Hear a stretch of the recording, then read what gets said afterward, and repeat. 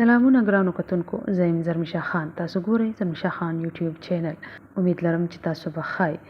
نن تاسو سره یو داسې ویډیو شیر کوم چې هغې کې به تاسو ته زه دا وښیم چې خاوند د خوشحالولو یو 8 رازونه چې دي، 8 رازونه نه دي بلکې یو 8 خبرې دي چې هغه تاسو سره شریکول غواړم چې هغې نه بعد ستاسو خاوند چې دی تاسو سره به ډېر زیاته مینه لري او ستاسو نه به ډېر زیات خوشحاله وي.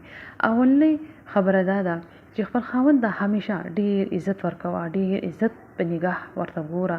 دې سره خاوند چې دی هغه ته خپل ځان ډېر اهم محسوسیږي. هغه به دا سوچ کوي چې زما دا ښځه ماته څومره عزت راکوي، نو هغه به هم تا ته ډېر عزت راکوي. دویمه خبره چې خپل د واده کمې خبرې وي، یعنې کمې خبرې چې ستاسو د بیډروم وي، کمرې وي، هغه بهر په کورنۍ کې نور خلکو ته مه کوئ. دې سره دا وي چې ستاسو دواړو اعتماد چې دی هغه به یو بل سره قایم. اکثر ځینې داسې ښځه خاوند وي چې هغوی خپل دننه د کوټې خبرې چې وي هغه بهر خلکو ته وکړي، نو هغې سره ښځې خاوند ترمنځ درار راشي، ځکه چې ښځه به دا سوچ کوي چې ما دا خبره تا ته په راز کې کړوه او تا بهر خلکو سره شریکه کړه، نو دې سره د هغه زړه چې دی ډېر خفه شي. همدغسې که سړی وکړي نو ښځه پرې خفه کېږي. نو د دې خبرې خاص خیال وساتئ. خپل د خاوند هر خبره ډېره توجه سره واوره، ډېر په خلاص غوږونو سره واوره چې ستا خاوند څه خبره تا ته کوي. نو کله چې ستا خاوند ته پته ولګي چې زما دا ښځه زما خبره ډېره توجه سره اوري، نو هغه به تا خپل همرازه جوړه کړي. همراز مطلب چې هغه په ژوند کې چې څه قسم خبره وي، څه قسم راز وي، نو هغه به تا سره شریکوي. هر خبره به تا ته کوي، د هر چا چې وي تا نه به د هغه یو خبره چې وي هغه به پټه نه وي. څلورمه خبره دا ده چې شکایتونه چې دي هغه کم کوه. شکایتونو سره سړی زړه چې دی هغه ستړی کېږي، سړی پرې خفه کېږي. شکریا ورته زیاته ادا کوه. دې سره د ښځې خاوند ترمنځ محبت چې دی هغه نور هم سیوا کېږي. کله چې خاوند ستړی ستومانه د کار نه کور ته راشي، نو سړی چې بهر کار کړی وي نو ډېر زیات ستړی وي، نو ډېر په مسکا، ډېر په خندا باندې ورسره میلاو شه.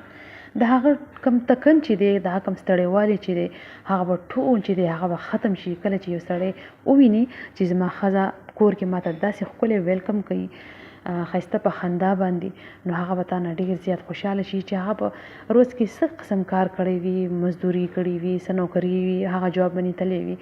نو انسان دی خامخا بهر کار کوي، ستړی کېږي.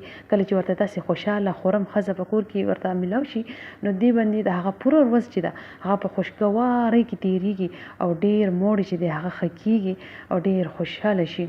کور ته راتلو زړی چې دی هغه بیا کېږي کار کې، چې کله په کار کې نو تادیب وي چې زه به کله خپل خوږې ښځې خوا له ځمه. نو کله هم چې هغه ستړی ستومانه راشي نو ډېر په خندا په مسکا باندې ورته میلاو شه. شپږمه خبره داسې ده چې خپل د خاوند د کور والو هم عزت کوه. د خاوند مور پلار وروڼه خویندې چې کوم وي د هغوی ته هم ډېر عزت احترام ورکوه. دې سره به ستا خاوند چې په دې باندې خاوند ډېر خوشحالېږي چې کله هغه وویني زما کور ودان چې دا هغه زما مور پلار خویندې وروڼه له دومره عزت ورکوي، نو یقین وکړئ په دې خبره سره، په دې خبرې باندې ستا خاوند په زړه کې ستا لپاره ډېر عزت پیدا کېږي او دا رشته چې ده دا نور هم مضبوطېږي. اومه خبره چې هر وخت کې ځان پریشانه کوه مو. دې سره د کور ماحول چې دی هغه خرابېږي. ځان که په څه پریشاني هم وي خو هغه ښکاره کوه مو. پریشاني ده، وړې وړې پریشاني خامخا په ژوند کې راځي، هغه بیا تېرې شي.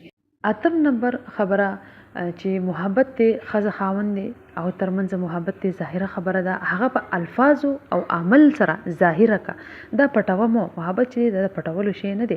کله چې یو ښځه خپل خاوند ته د محبت اظهار کوي چې زه په تا باندې ډېره مینه یم، زه تا نه بغیر نشم پاتې کېدی، دې سره خاوند چې دی هغه نور هم ستا نږدې کېږي، هغه نور هم ستا زړه ته ډېر قریبېږي، خاوند زړه ته ته ډېر نږدې کېږي.